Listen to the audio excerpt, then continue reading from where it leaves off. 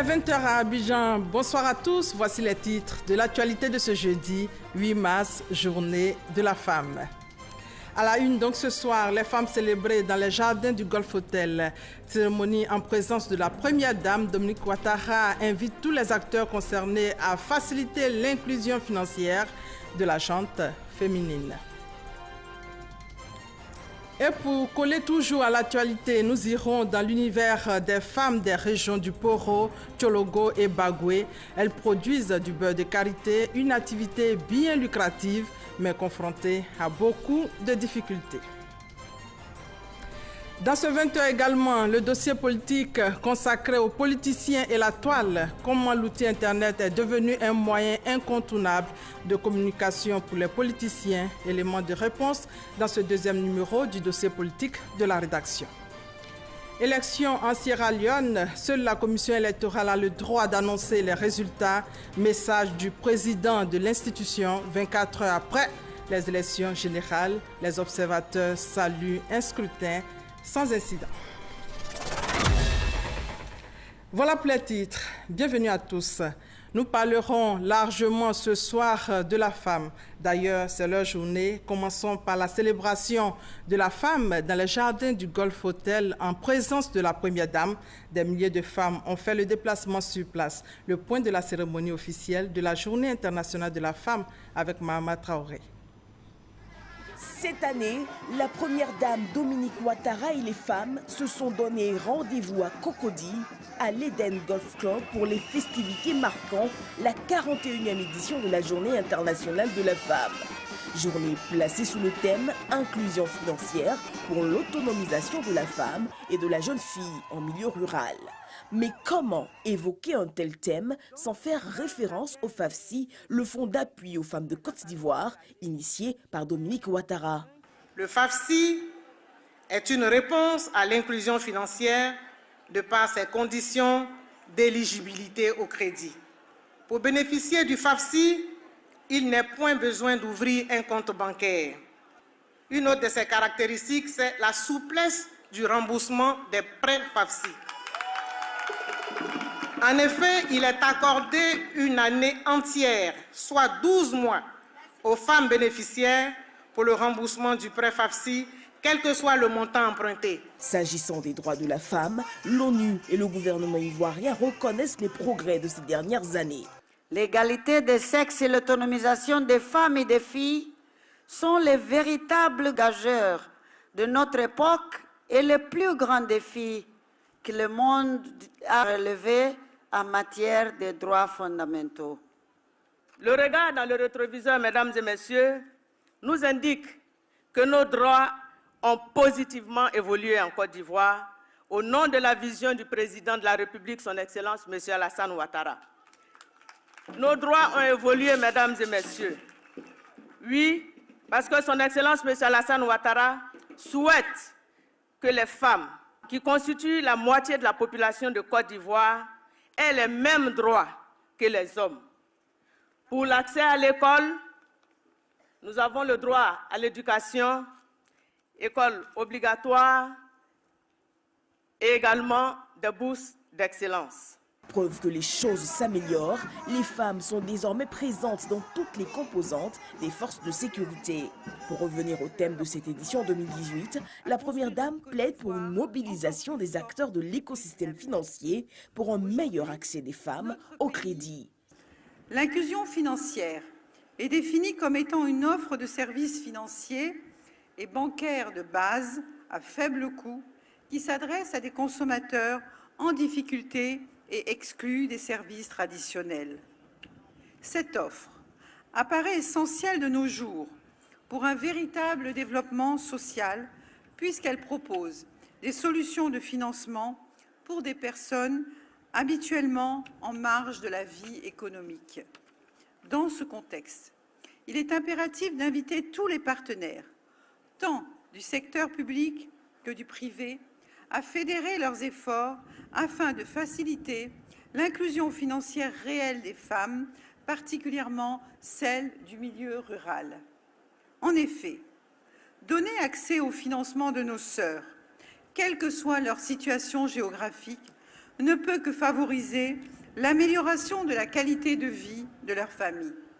Celles-ci auront alors la possibilité d'accéder aux services de santé, à l'éducation de leurs enfants, ainsi qu'à un logement décent. L'inclusion financière des femmes en milieu rural constitue donc un enjeu socio-économique majeur dont il faut tenir compte dans les stratégies de développement de nos pays. En guise de contribution à l'inclusion financière au service des femmes, Dominique Ouattara a augmenté de 150 millions de francs CFA le montant FAFSI alloué aux femmes de la commune de Cocody, en plus de vivres et de matériel d'une valeur de 100 millions de francs CFA.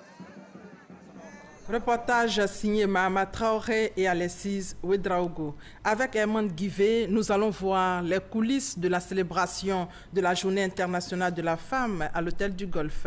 Les femmes ont animé plusieurs stands. Objectif, présenter des produits fruits de leur labeur. Regardez.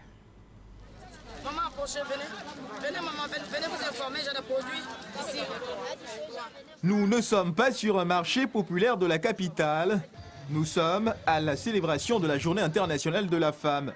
Des stands visités par la première dame de Côte d'Ivoire, Dominique Ouattara. Sur ce marché presque improvisé, on trouve de tout. De la banane plantain au célébrissime attiéké et poisson fumé. En somme, un bout de vivrier pour témoigner de la bravoure dont font preuve les femmes rurales. C'est un grand jour pour toutes les femmes de la Côte d'Ivoire et du monde entier. Nous qui sommes les femmes, les commerçantes du vivrier, ça nous fait plaisir de venir exposer nos marchandises pour montrer au monde entier que nous les femmes sommes très vaillantes. On y trouve également des produits cosmétiques et dérivés bio. Nous sommes des femmes battantes, des femmes courageuses. Nous sommes venus montrer que nous sommes des femmes qui sont capables de pouvoir apporter un développement à notre pays. L'artisanat féminin y est également représenté. Tous les produits que vous voyez sont fabriqués par toutes ces femmes que vous voyez. Tandis que la célébration officielle bat son plein, un petit commerce s'exprime en silence et sans murmure. Occasion pour ces femmes de faire de bonnes affaires. Comme c'est la journée des femmes, c'est notre jour. Aujourd'hui, nous sommes venus pour se distraire et faire des achats. Vraiment, nous sommes heureuses avec la première dame. La culture n'est pas en reste. Cerise sur le gâteau de cette célébration, ce gigantesque défilé impliquant les femmes de toutes les couches sociales.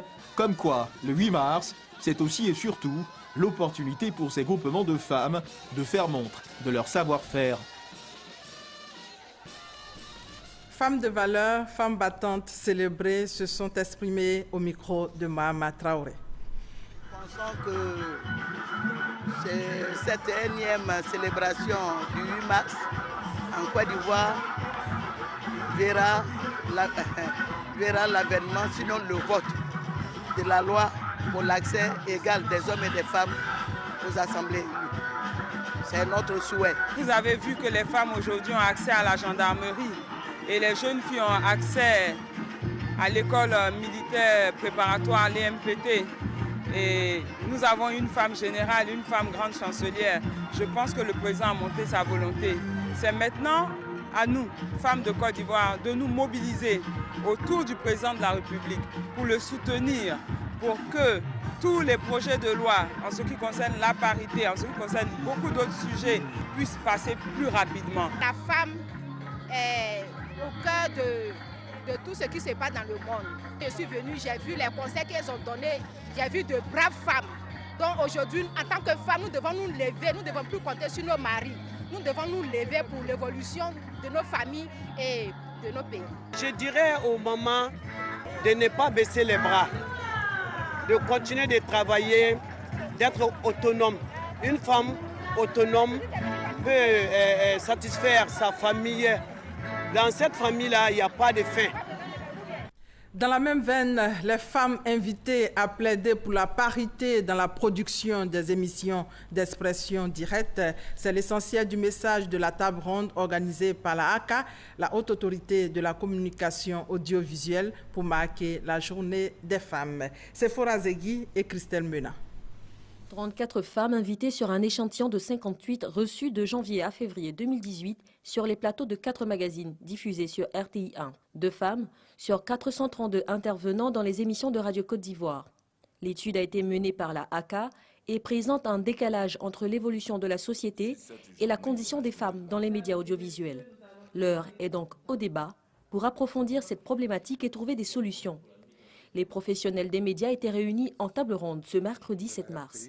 Cette réunion s'est très bien passée. Tout le monde s'est mis d'accord pour dire qu'il fallait accroître le rôle des femmes au sein même des médias, qu'il fallait également veiller à protéger l'image des femmes et à ne pas véhiculer un certain nombre de stéréotypes pour mettre les femmes dans des situations plutôt dégradantes.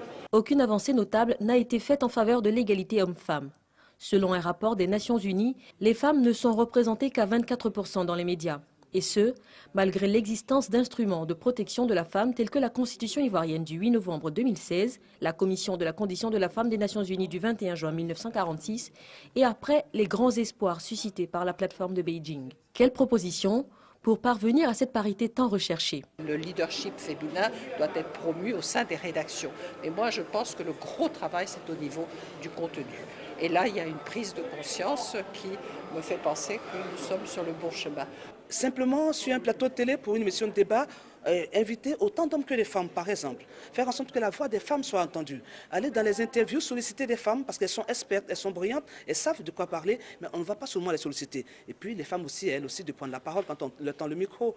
Donner des points de vue, c'est important. Nous sommes des citoyennes à part entière, et c'est quand même dommage que souvent, nous restons silencieuses face aux questions qui touchent à notre vie commune. Les talents sont là aujourd'hui. Ce qui manque, c'est peut-être cette visibilité qui doit être accrue. Et grâce à ce réseau et grâce à tous ces talents de femmes, je suis extrêmement optimiste sur la suite. Et cette réunion, en tout cas, a été un véritable révélateur. Au terme de ces échanges, tous sont unanimes, il faut former les professionnels des médias sur les questions de genre. La Haute Autorité de la communication audiovisuelle se dit disposée à mettre la question du genre au cœur de ses actions prochaines. Et dans nos prochaines éditions, nous vous proposons un dossier sur les femmes leaders dans les médias et la RTI n'est pas en reste. L'édition 2018 de la Journée internationale de la femme a été couplée à Korogo à la Journée mondiale du rein, une cérémonie double pour mettre en exergue la santé de la femme, un préalable pour garantir son autonomisation. Conférences, dépistage de maladies du rein ont constitué les temps forts de l'événement. Deuxième titre de ce journal, le focus sur les femmes des régions du Poro, Tchologo et Bagoué qui produisent du beurre de karité, une activité qui marche bien. Les femmes se sont regroupées en plusieurs associations. C'est le cas des femmes de Chigata à Korogo pour qui la production du beurre de karité est un moyen d'obtenir leur autonomisation et de lutter contre la pauvreté. Mais ces femmes rencontrent des difficultés. Un dossier signé Eugène Atoubé. Ces jours de marché à Korogo. Entre un tintamarre de véhicules, engins à deux roues, tricycles et va-et-vient des populations, nous arrivons au secteur réservé à la vente de beurre de karité, conduit par notre guide. La vente de beurre de karité, une activité lucrative. 850 francs CFA le prix du kilogramme. Le beurre de karité sert à beaucoup de choses. On peut se masser avec, c'est très bon. Il y a des personnes qui ont des rhumes qui peuvent utiliser le beurre de karité pour les mettre dans les narines. Mais le beurre de karité aussi sert de pommade. Et ça marche beaucoup pendant les moments de la matin. Sur le marché du karité, on trouve tous ceux qui, directement ou indirectement, tirent bénéfice de l'activité de vente de beurre de karité. Depuis le vendeur de carton pour emballage jusqu'au conducteur de tricycle qui transporte le produit des lieux de fabrication jusqu'au marché. Les vendeuses, chose frappante, sont d'un certain âge. Elles arrivent de toutes les contrées des régions du Poro, Tchologo et Bagoué en ce jour de marché où les attendent les grossistes avec qui elles sont en partenariat. Ça marche bien, ça marche. Elle a mis son enfant à l'école, mais elle n'a pas encore construit. S'il n'y a pas assez de dépenses, dans 3 ans, elle peut construire. Nous, on est là, si tu viens, tu dis tu veux beurre de qualité, on va derrière eux, on achète, on cherche pour venir te donner. La fabrication du beurre de karité dans cette partie septentrionale de la Côte d'Ivoire est une tradition. Pour s'en convaincre, direction Korogo, précisément Natio Koubadara.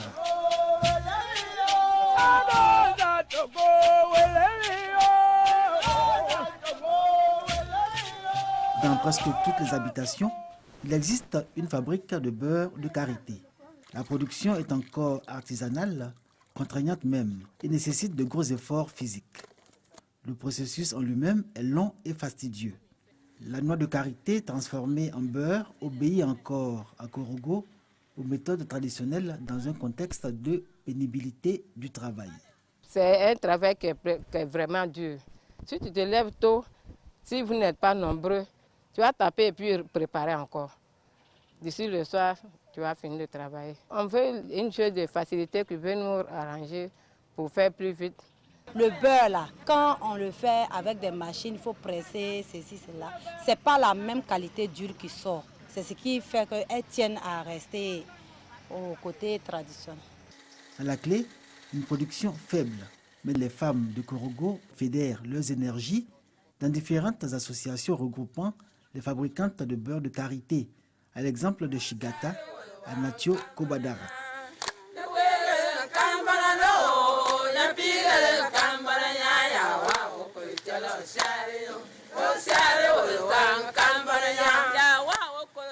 Shigata est un regroupement de 135 femmes qui individuellement savent produire le beurre de karité. Toutes partagent la même conviction. Le karité, moyen d'autonomisation de la femme, est facteur de réduction de la pauvreté. Shigata produit chaque jour une tonne de beurre de karité conditionné sur place pour la commercialisation. Le malaxaï là, ça nous fatigue. Si tu t'accroupis, tu peux faire 2 heures de temps avant que la couleur se change. Nous, on voulait faire appel à l'État de nous voir si on pouvait avoir des machines pour remplacer le malaxaï là. Il faudrait qu'on mette en place une bonne politique pour pouvoir aider ces braves dames à valoriser notre beurre. Si on peut aller au-delà même de la sous-région, ça sera très très intéressant pour le pays. Des freins et des obstacles encore à lever. Malgré le soutien aux femmes de Shigata, des partenaires au développement comme la FAO, le PNUD et ONU Femmes. C'est d'abord l'outil de production qui n'est pas en cohérence avec l'ambition et le rêve des femmes de Shigata. Ensuite, la coopérative elle-même, mal structurée et dont l'organisation ne laisse entrevoir aucune vision. Enfin, l'absence d'une stratégie de commercialisation. Toute chose qui retarde la labellisation du karité produit à Korogo, pourtant de qualité. On vend sur le grand marché de Korogo. Les Burkinabés qui viennent acheter avec nous, les Maliens, on produit beaucoup, mais on ne peut pas vendre ça à l'extérieur. Donc si nous sommes certifiés, on peut vendre notre beurre à l'extérieur.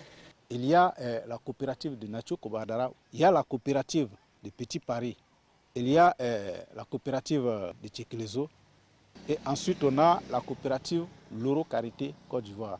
On fait en sorte qu'on puisse évoluer en plateforme, parler le même langage.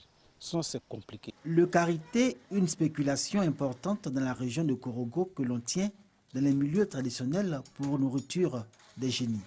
En cela que l'on ne trouvera nulle part un champ de karité. Pour autant, le secteur du karité, depuis le ramassage des noix en brousse jusqu'à la transformation en beurre, est un créneau porteur. Reste maintenant à relever le défi de la transformation qui passe nécessairement par la modernisation de l'outil de production.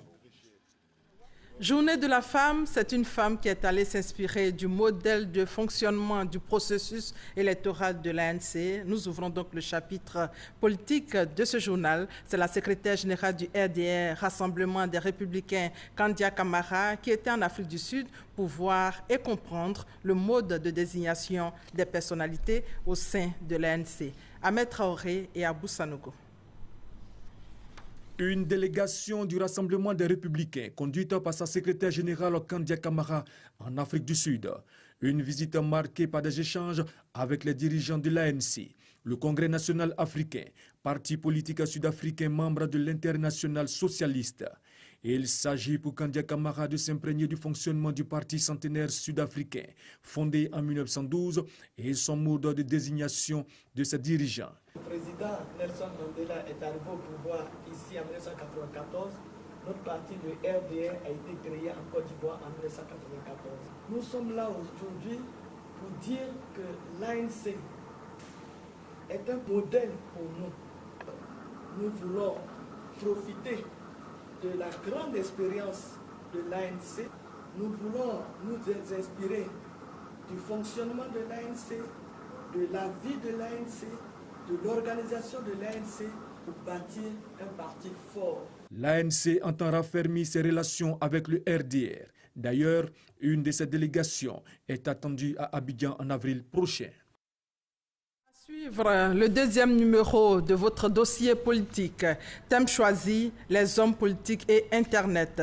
Ces dernières années, l'arène politique utilise beaucoup la toile pour communiquer. Comment les hommes politiques travaillent-ils à peaufiner leur image sur le web? Comment l'outil Internet s'est-il positionné aujourd'hui comme moyen de communication incontournable? La réponse dans le dossier politique de la semaine signé Alexis Ouedraogo.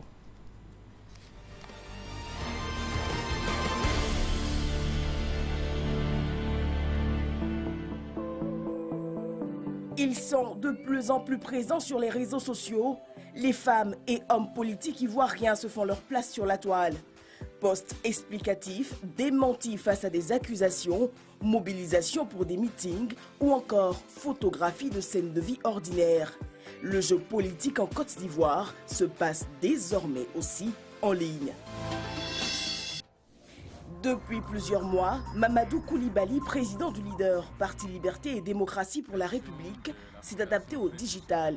Chaque jeudi, il lance sur son compte YouTube des vidéos dans lesquelles il se prononce sur l'actualité. Bonjour. Aujourd'hui, abordons les réformes que nous pourrions faire en matière de gouvernance générale de notre pays. Des interventions qui cumulent des milliers de vues et suscitent des réactions. Vraiment, courage, monsieur Mamadou. À chaque fois que je vous écoute, je suis motivé. Monsieur Mamadou, je ne suis pas d'accord avec vous pour la Chambre des rois. Le gouvernement marque également sa présence sur la toile. Le communiqué final du Conseil des ministres est désormais en direct, permettant aux populations de se prononcer. Les effets du séminaire gouvernemental commencent à se faire sentir. Courage. D'autres visages connus de la vie politique ivoirienne font également parler d'eux par le digital. Yasmina Ouenia, Ahmed Bakayoko, Jean-Louis Billon, Pascal Afine-Guessan pour ne citer que ceux-là. Haut de plateau Vallon, très concentré sur son smartphone, l'ancien ministre Yamia Kounan, député à l'Assemblée nationale, ancien candidat à la présidentielle de 2010. Pour lui, la communication digitale est incontournable. Je peux vous le dire, moi je suis encore dans la politique parce qu'il y a les réseaux sociaux. Aujourd'hui, nous, on peut, avec ces moyens-là, ces nouveaux moyens de communication, atteindre des millions de personnes sans débourser un centime. Juste notre connexion Internet. Donc ça, c'est vraiment une aubaine et ça renforce le débat démocratique. Derrière cette communication politique sur la toile se dissimulent bien souvent les empreintes d'experts du digital. Moussa Bamba est community manager. Depuis 6 ans, il travaille pour le compte du président de l'Assemblée nationale, Guillaume Soro. On ne peut pas rester en marge des réseaux sociaux dans le monde actuel parce que si vous n'êtes pas là, la communication se fera malgré tout. C'est-à-dire votre communication se fera malgré tout sur les réseaux sociaux, que vous soyez là ou pas. L'équipe est connectée 24 heures sur 24. Il y a des vidéos, par exemple, que nous avons postées sur la page du président de l'Assemblée nationale qui ont fait plus d'1 million de vues. Une communication étudiée au millimètre pour se rapprocher des populations. Pour un citoyen lambda, je dirais, c'est plus facile de se retrouver à travers son homme politique qu'il voit dans les mêmes apparats que lui parfois. Et donc briser cette barrière, c'est vraiment l'objectif premier. Et c'est ce que nous, derrière, l'équipe digitale, on essaie de mettre.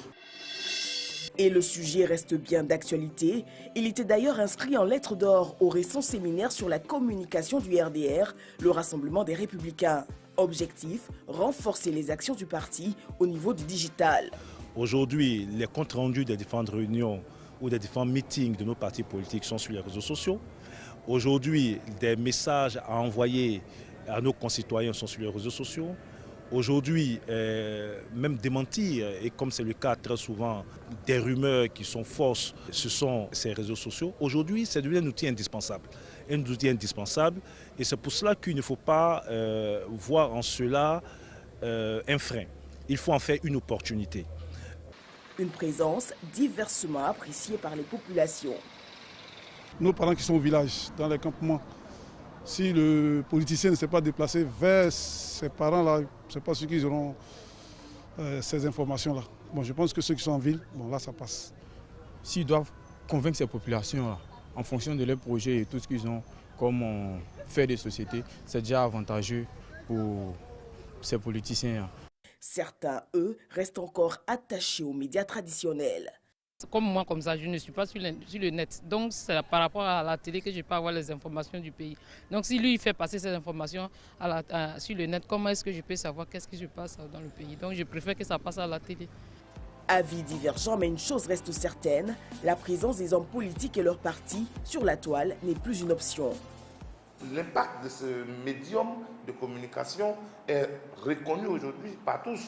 Il ne faut pas s'y méprendre. Donc, nous avons des personnes même qui veillent. Il y a des alertes même qui sont données, des fois. Alerte, allez-y sur telle page, il faut réagir parce qu'on s'est mépris vis-à-vis de notre président ou vis-à-vis de notre parti. Il n'est plus concevable d'envisager la vie d'un parti politique en dehors, n'est-ce pas, de la communication digitale. C'est impossible. L'arène politique ivoirienne désormais transposée à la toile. En un clic, les débats sont lancés et seront certainement plus denses à la faveur des prochaines élections générales. Dossier politique signé Alexis Ouedraogo. On en vient à ce fait divers. 2 enfants enlevés et retrouvés dans un hôtel. Ces enfants ont eu beaucoup de chance. Ils ont retrouvé leur famille, nous dit Grace Kando. Vive émotion ce mardi dans les locaux de la police criminelle au plateau. Ces enfants retrouvent leurs parents après 3 semaines de séquestration pour l'un et 6 jours pour l'autre. Une prise d'otage digne d'une fiction. Le premier, 13 ans, rentre de son collège le 16 février dernier lorsqu'il est enlevé par un inconnu qui lui demande des informations. Il y a un monsieur qui est venu à côté de moi, m'a demandé est-ce que je ne connais pas l'école Sainte-Foy.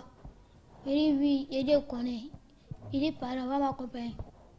Il dit bon, comme c'est pas loin d'ici, alors il va t'accompagner pour partir à la maison. De là-bas, alors qu'on doit partir à l'école Sainte-Foy, on ne va pas là-bas. Il a changé de route avec moi et il m'a dit qu'ils sont déposés les affaires à la grande gare. Là, il va m'accompagner à la maison. Même mise en scène pour le second, 13 ans aussi, le même individu l'appréhende alors qu'il revient de son lycée à Ndoussi. Il m'a demandé si elle a dit oui. Il dit il y a son petit, il n'a pas fait les 2 trimestres, que 3e trimestre il va faire. Que si il paye les 2, il a dit oui. Il dit d'aller l'accompagner à Batera, chez sa tante, il va lui donner les affaires. On est parti, il m'a fait asseoir, il m'a dit, faut pas, il va paniquer, qu'il ne va rien me faire. Mais si mes parents trouvent quelque chose pour lui, il va aller, et puis moi je vais venir chez mes parents. Arrêté, le présumé coupable explique son acte. Quand j'appelle, je lui dis, ah monsieur, votre fils tel Is était en route. Il y avait des malfaiteurs derrière lui, je l'ai sauvé du danger. Bon, je fixe une somme, je peux dire 500 000. L'objectif, c'est quoi? Bon, l'objectif, je voulais franchement m'inscrire dans une société. Là-bas, l'inscription, on parle de 400 000. Il a été interpellé lors d'une opération menée conjointement par les forces de l'ordre le mardi aux environs de minuit. On a trouvé sa position dans différents endroits. Au départ, c'était au niveau d'Abobo. Effectivement, l'enfant a été enlevé à Abobo. Après, on l'a localisé au niveau de Tiasalé. Par la suite, au niveau de Yopougon. Donc, on était dans ces recherches-là lorsque, hier, nos renseignements ont fait état de sa présence au niveau de Yopougon. Et le CCDO a eu la main la plus heureuse dans ses fouilles d'hôtel, est tombé sur le ravisseur et les 2 enfants. C'est dans cet hôtel, dans la commune de Yopougon, qu'il a séquestré les enfants durant 48 heures, après les avoir souvent déplacés dans plusieurs endroits. Je voulais m'expliquer que non, c'est un jeune, il est venu. Il dit que nous, les enfants là, sont ses neveux, il est leur tonton, qu'il les a envoyés pour que les enfants puissent croiser leur papa à Abidjan ici. Quand ils sont arrivés, il a appelé leur papa dit qu'il est encore au village. Quand il va arriver, ils vont partir. Libéré mardi, un des enfants a déjà repris le chemin de l'école, Scène de liesse ce mercredi matin dans son établissement. Ça nous permet aussi de prendre nos dispositions. Dans un premier temps, nous disons aux enfants, lorsque c'est la fin des classes, qu'ils rentrent directement à la maison. Alors, les plus âgés qui ont leurs jeunes frères à l'école, qui prennent le soin de les attendre. De sorte qu'ils puissent aller ensemble à la maison, puisque les plus petits ne savent pas souvent se faire guider. Selon le garde des Sceaux, ministre de la Justice et des Droits de l'Homme, depuis le mois de janvier 2018, 8 cas de disparition ou d'enlèvement ont été enregistrés, dont 3 assassinats. C'était donc un élément signé Grace Kando. Il faut rappeler que le président de la République a condamné hier avec fermeté les cas de disparition, d'enlèvement et d'assassinat d'enfants dans des conditions tragiques. Tous les coupables seront sévèrement punis, a-t-il ajouté. Et un individu a été arrêté par la police. Il incitait les populations de Mbayakro à la haine. Dans son message, les gendarmes en service dans cette localité étaient visés.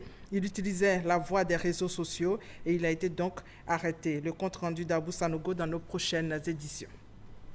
Hors de nos frontières, 24 heures après les élections générales d'hier, la commission électorale de la Sierra Leone a publié ce jeudi un message attirant l'attention de l'opinion sur la publication des résultats dont le décompte est en cours. Mohamed Conté, président de l'institution, a déclaré que seule la commission électorale a le droit d'annoncer le résultat final et de déclarer les gagnants pour éviter de fausses informations après une session de vote réussie. Voilà pour l'essentiel de l'actualité de ce jeudi 8 mars, journée de la femme. Merci de votre fidélité et passez une très belle soirée.